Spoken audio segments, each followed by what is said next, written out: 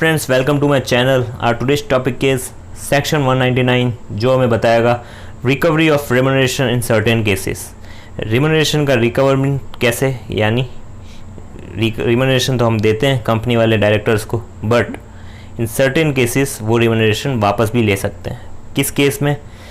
याद है हमने मैनेजरियल रेम्यूनरेशन पढ़ा था, उसमें मैनेजर का जो रेम्यूनरेशन है वो किस पे डिपेंड करता था? कंपनी का नेट प्रॉफिट पे। हमने सीखा था 2% of net profit, 3% of net profit.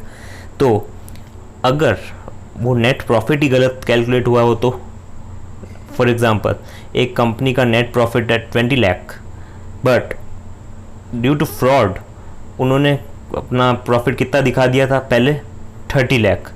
तो वो कैलकुलेशन जो है रेम्यूनरेशन का वो ऑन 30 लाख हुई होगी, जो भी 2% of 30 lakh, 3% as the case, जो भी मैनेजर है या डायरेक्टर है उसको। तो अब उसको तो ज़्यादा मिल गया पैसा, तो वो जो डिफरेंस है एक्चुअल प्रॉफिट पे नेट जो रेम्यूनरेशन है वो, एंड जो मिस स्टेट किया गया है किसी भी तरह के फ्रॉड से रिलेटेड, अगर कुछ फ्रॉड हुआ था उसके कारण प्रॉफिट में भारी चेंज आ गया है, तो उन दोनों का डिफरेंस जो है वो वापस रिकवर करने का हक है कंपनी को। तो उसी से रिलेटेड ये सेक्शन है 199 जो हमें बताएगा recovery of remuneration in certain cases. Certain cases क्या थे मैंने बता दिया आपको। तो अब स्टार्ट करते हैं मेन सेक्शन से। Where company is require to restate the financial statements due to any fraud और non compliance if any under the requirement of any act. इसका क्या मतलब हुआ? अगर किसी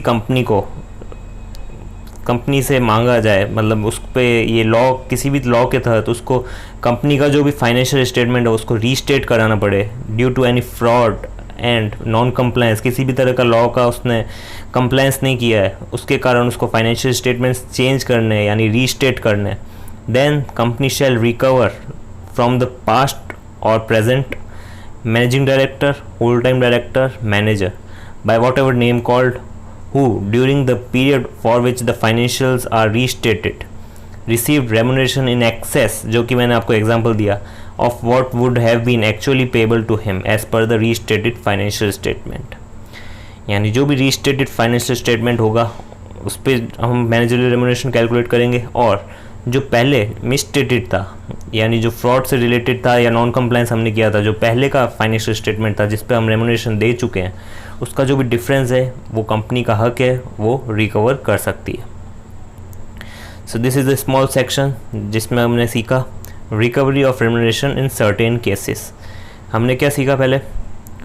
where company require to restate financial statements. अगर company के ऊपर लॉ किसी भी तरह का फोर्स कर रहा है कि उसको कंपनी के फाइनेंशियल स्टेटमेंट्स रीस्टेट करने ज़रूरी है ड्यू टू उसने किसी तरह का फ्रॉड किया है, नॉन कंप्लायंस किए हैं, जिसकी वजह से उनका प्रॉफिट बहुत ज़्यादा था।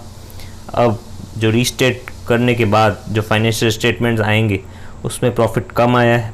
सो प्रॉफिट कम आया है तो हमने जो रेम्यूनरेशन कैलकुलेट किया था पहले वो ज़्यादा था, अब कम है। तो जितना भी पहले हमने पे किया और अब जितना बनता है उनका जो भी डिफरेंस है वो हमें मैनेजर से रिकवर करना है। सिंपल सा सेक्शन है, section 199 recovery of remuneration in certain cases.